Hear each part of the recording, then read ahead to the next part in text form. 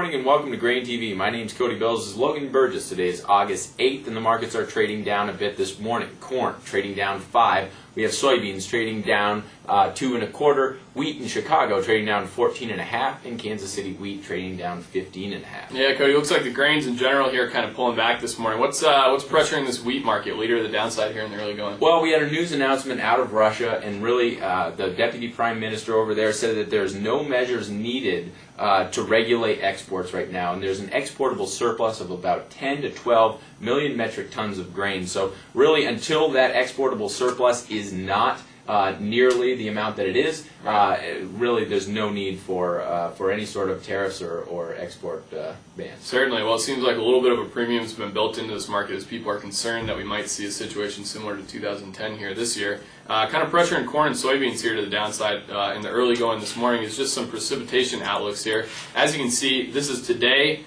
into tomorrow and into Saturday. We're expecting some good chance of precipitation across much of the Corn Belt, but I think the kind of really important thing at this point is the temperature outlook. As you can see right now, we're expecting highs between 94 and the high 80s for much of the Corn Belt. You can see here as we move into the weekend, temperatures should back off dramatically here. Low 80s to even the high 70s for much of the Corn Belt. I think the soybean crop in particular will benefit from this. A lot of people view the corn crop as too far gone, but this is going to certainly pressure the soybean complex here a little bit as we're in pod filling stage.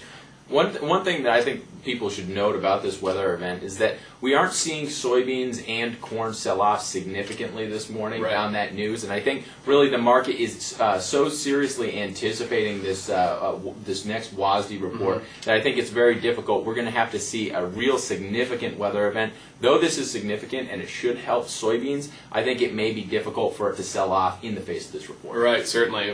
Maybe a sideways trade here in Friday. We'll keep you posted on GrainTV. We're going to take a quick commercial break here. We're going to be back and kind of look at a strategy that a lot of producers are using right now to put hedges in on the new crop corn and soybeans.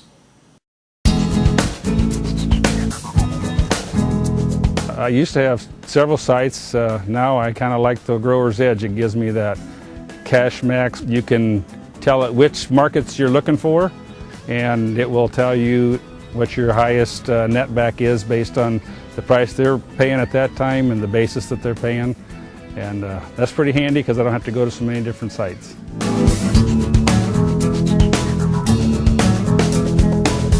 Welcome back to GrainTV. One of the things that we really wanted to go over here is how a producer can actually put in some types of orders that protect themselves when they're not always sitting at a computer. Today we're going to talk about the one triggers, one order. Logan, can you kind of take us through it? Yeah, Cody. Well, right now a lot of our clients have been using this effectively as they sell into this market here. And basically what we're going to do is we're going to sell at market, and we're going to put in a buy stop above the market so that we get out in case this thing pushes higher. So let's kind of walk through how you would do that right now on Fire Tip. Right now we're in the trading matrix. We'll be dealing in D's corn, so we'll select that contract. We'll go up here and hit place order. As you can see now, we get the order entry window, and this is a pretty straightforward window. It comes up by default right here as the order type is a single order, and what we're going to be doing, as Cody said here earlier, is a one triggers one order.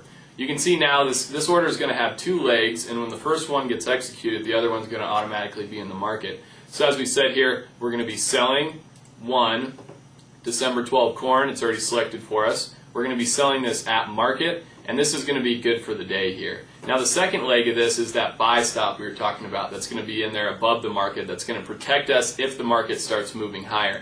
We'll switch the side to buy. We'll select a quantity of 1. Once again, December 12 corn is selected for us. And here in the type of order, this time we're going to be using a stop order. Now on a stop order, you can specify the price level. You can see here a market order has no specific price. It gets executed at market. A stop is going to be executed at a specific price. So let's give ourselves about a 10-cent buffer here above the market by clicking the plus sign there. And this is going to be good till cancel. It's going to be resting in there until we decide to actually cancel this order or it gets filled. So once we have everything in here, what we're going to do is go ahead and hit submit order. We just got a fill confirmation here. We sold one.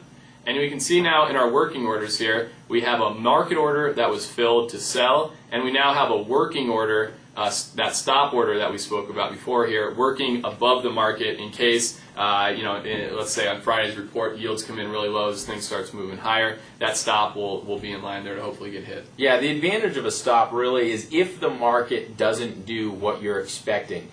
you may limit yourself Right. in terms of margin calls. So if this market breaks higher based on news that fundamentally changed the game here, you can just take a 10-cent loss on that hedge, kind of lift it, get out of the market, let the thing run, and then reevaluate where you want to start pricing again.